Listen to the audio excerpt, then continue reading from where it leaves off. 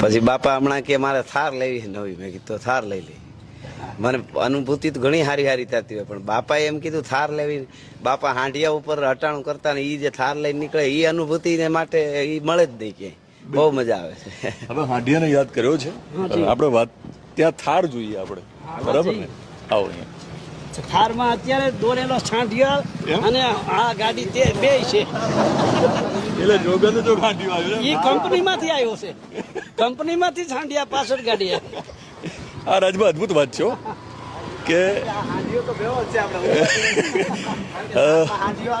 મિત્રો રાજભાના જે પિતા છે એમને ગીરમાં વર્ષો કાઢ્યા અને ગીર વગર એમને ગમતું નહીં હોય અને ગીર યાદ આવે એટલે ત્યાં પહોંચી જાય છે. પણ જોગાનો જોગ જ્યારે થાર લીધી એમને તો પણ એમને હાંડિયો મળ્યો છે. હાંડિયો તો હારે મળે છે.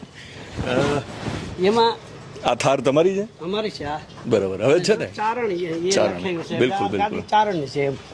હવે તમે ચારણ છો, રાજભા ગઢવીને આખું ગુજરાત સાંભળે છે જી. અને ચારણ તો રડે તો પણ સૂરમાં રડે. વાહ, વાહ, હો. તમે શું સંભળાવશો?